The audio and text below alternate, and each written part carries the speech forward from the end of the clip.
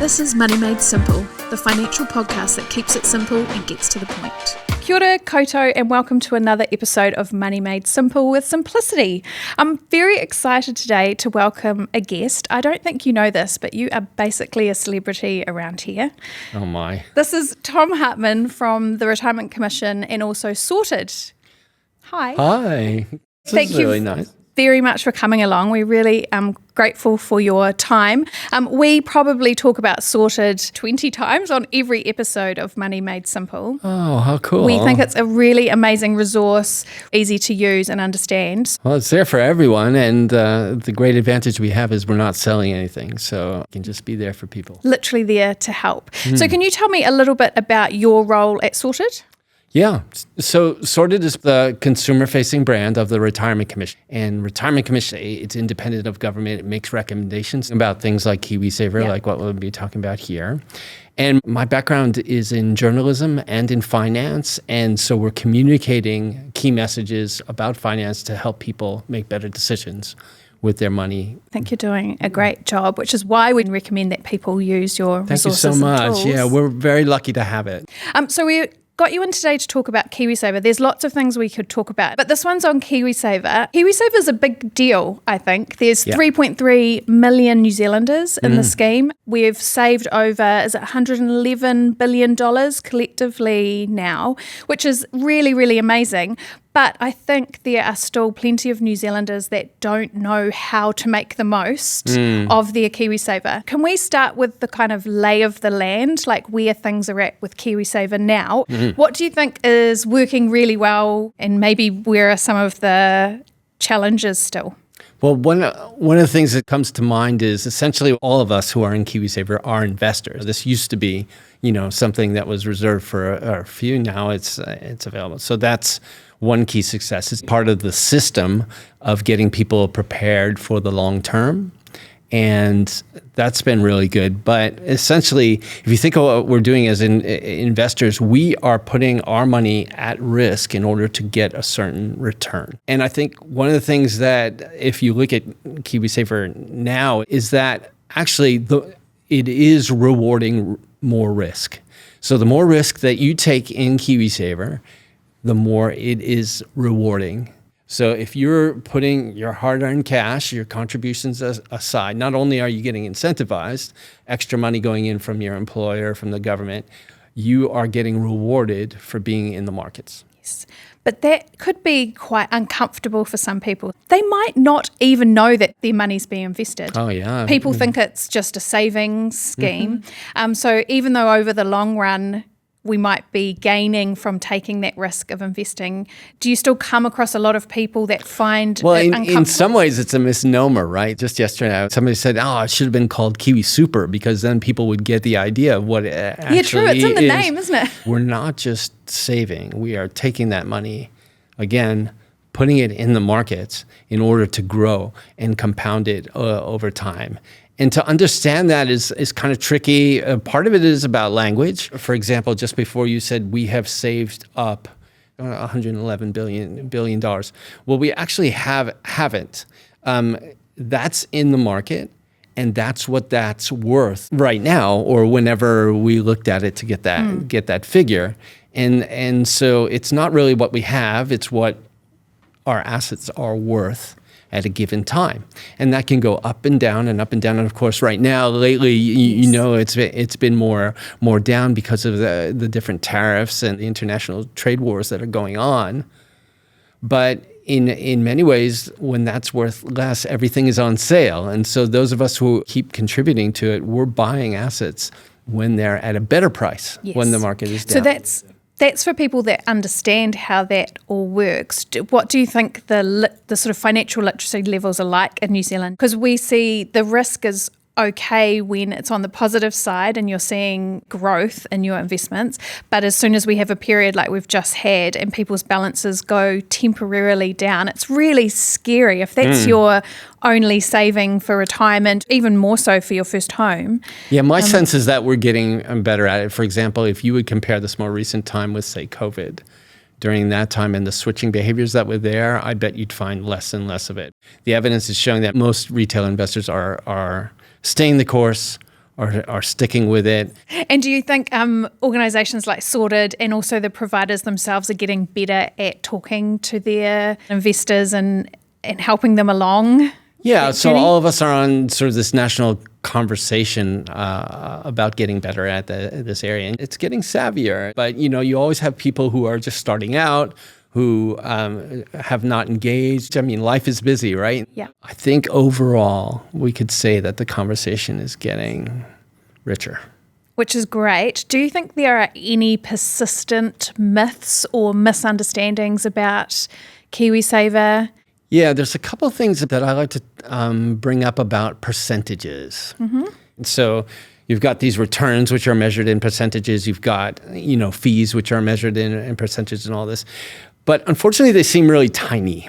So like 1.5% as a fee, it doesn't seem like it's so much. That's a huge fee. And so we've got these tiny percentages, but they mean huge dollar amounts.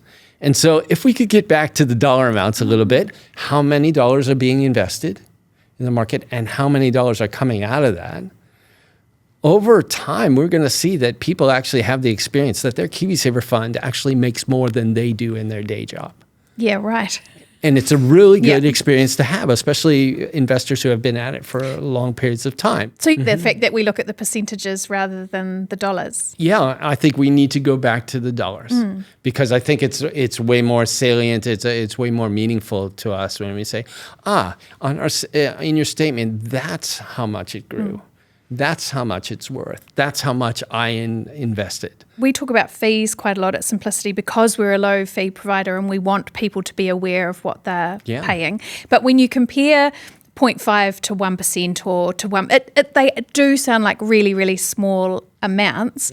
Most people aren't going to go and look at the dollar amount in their annual statements from their KiwiSaver. So they don't know that over a lifetime, they'll pay tens of thousands of dollars in KiwiSaver fees. That's why on that KiwiSaver Fund Finder, we actually are giving people an estimate of how much we think they're going to pay from now until 65. And Simplicity always comes out really good in this, but we're talking about tens of thousands of dollars of difference.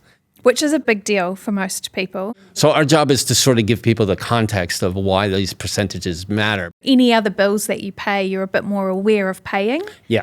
But with KiwiSaver, it just gets taken out of your fund. We don't get a bill. You don't have to do anything, so it's really easy to ignore. That's right. That's right. Are there any other misunderstandings or myths you think are important? Well, one is we think when we look at our KiwiSaver account that that's how much we have. And it's really about how much what we own is worth on a given day. Now, if you think about your house, you don't really trace that of how much it's worth and how much it's changing every single day. Whereas shares, bonds, commercial property actually do change in value by the minute, by the hour, and so that's really important for people to understand that we're not talking about what you have, it's what those assets are worth unless you're selling. Yes. Unless you're getting out and you're withdrawing from your fund. And with KiwiSaver, there are very few points where you're doing that. It will be at first home or at retirement. It's not something you have to think about very often. But even at retirement, it's not like... You take it all... People used to think that, right, at 65, okay, I'm going to pull out of my KiwiSaver. But KiwiSaver going forward is going to become the product that people stay in throughout their retirement and they draw down gradually on that. We're about to drop a new tool called the Retirement Navigator, and that's coming out in June on Sorted, and that's going to help people basically plan out how they draw down gradually from their KiwiSaver funds over time. We want people to be able to plan going forward. Otherwise, you get to retirement and it all goes to that trip or that roof on your house or whatever it is, whereas there's an interesting stress there. Yeah, there's the one that you'd expect, which is outliving your savings. You run out of money, right? But there's another one that's less known, is that people end up getting stressed because you're not sure if you can spend, and many times you can spend more. You just need to plan it out a little bit more. So it would be a shame if people's retirement weren't as good as they could be, because you end up depriving yourself because you're worried about how that money is going to... Wouldn't that be a shame, right? Can we chat then a little bit about some of the other tools that you have? Yeah, so the first one to know about is just called the KiwiSaver Calculator, and that's the one that projects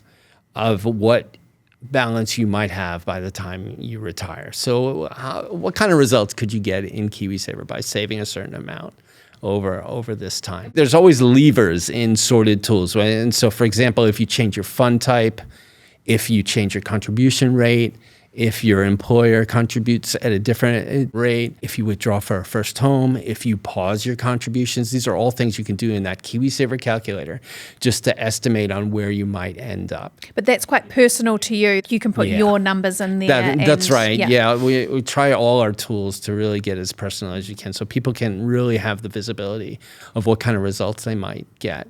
So KiwiSaver calculator is one, and then when you're shopping around for a fund, the KiwiSaver Fund Finder is the other one. And that's the one that estimates how much you might pay in fees and lets you compare between the individual funds there. How many KiwiSaver funds are available to New Zealanders? It's around 300. It's a lot, isn't it? So I can see how a tool like yours, when you've got that much choice, how do I make the comparisons? There's almost choice paralysis, but there are key ways to narrow that down. The first thing is it helps you pick a fund by your risk level. So, for example, you'd quickly look at just growth funds if that was the right thing for you. So all of a sudden you're looking at maybe 60 funds instead. And then it lets you sort by fee levels.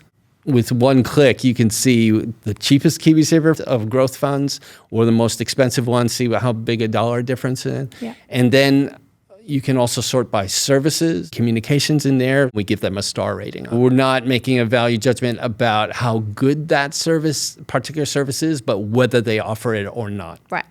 And then past returns, five-year returns, and you can see how the results have been. And there, we're not looking for necessarily the highest performing one, but we're looking to eliminate ones that have performed below their peers, which could be a sign of not great management, to be honest. And so the KiwiSaver Fund Finder helps you pick a KiwiSaver fund.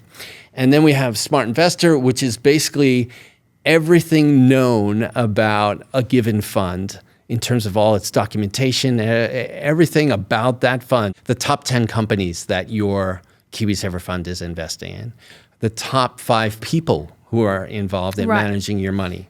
Key sort of things, and we make it really easy to sort through, and so you can go down a rabbit hole as much as you want. As you like. You don't have to go very deep down to get value right away out of that experience of going on Smart Investor. So that would be something that you would use. Maybe you've narrowed down your options on the fund finder. You're like, I know what type of fund I want to be in, and I know that I want to pay lowish fees or however you're deciding. What's and reasonable. Then you could actually go in a bit deeper on a few of those options.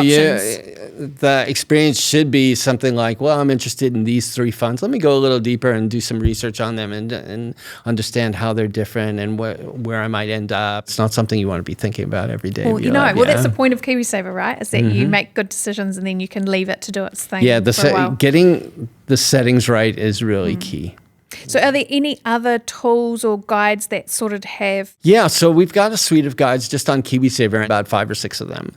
And so those are really about how KiwiSaver works and about how to pick a KiwiSaver fund and how to get the most out of KiwiSaver, but even how to make a hardship withdrawal if you're doing it top. So like there's a few just key things that you need to know about KiwiSaver. You don't need to be an expert on everything to get the most out of it.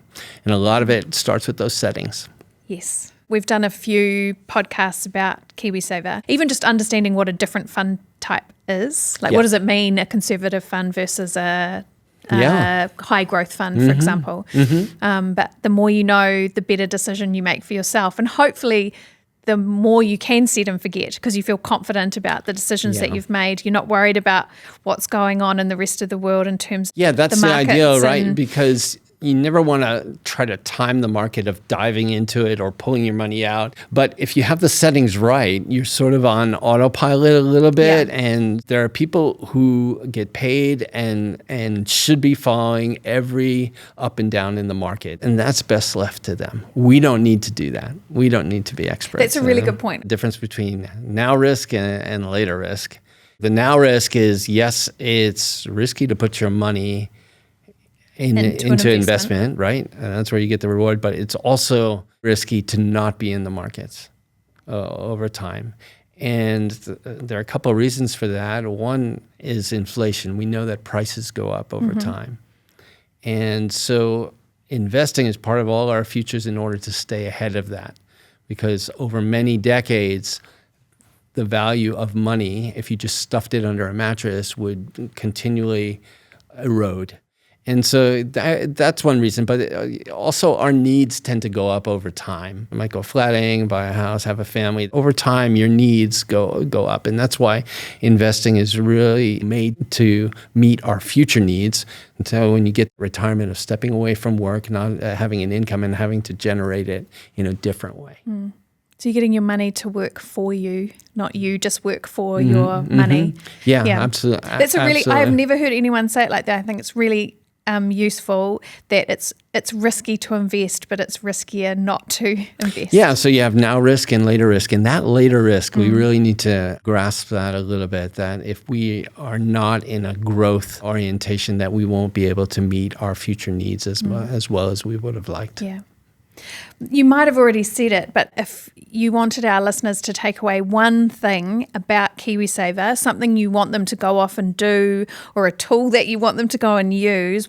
Probably the most important thing in getting your settings right is really getting in the right fund for you. And that starts with getting the right type of fund, because that sets up how much risk you're taking on. And then it goes into, are the fees reasonable? And the provider, how is the services that provider is going to offer me? And finally, it all really comes down to results.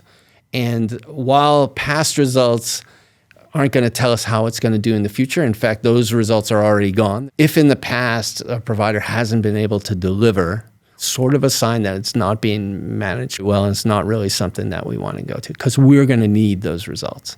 It's not just a greedy sort of thing. It's actually, we are growing money over the long term, and KiwiSaver is a great vehicle to do that. And your tool actually is really good in terms of helping you decide what fund is good for you. We're able to look over the entire KiwiSaver landscape and say, hey, look at all this that's available to you. Take some key criteria, make some good choices, and find the one that's really right for you. Well, thank you very much for coming in. Thank you. We know that KiwiSaver is only one piece of the puzzle in terms of financial wellness, and that Sorted actually looks at many other financial areas such as home loans, personal finance, managing debt, all that sort of stuff. So we'd love to have you back. But for now, thanks, Tom. Thank you.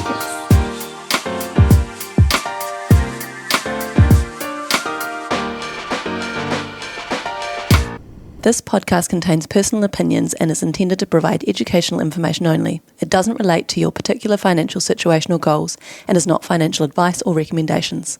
Simplicity New Zealand Limited is the issuer of the Simplicity KiwiSaver scheme and investment funds. For product disclosure statements, please visit Simplicity's website, simplicity.kiwi.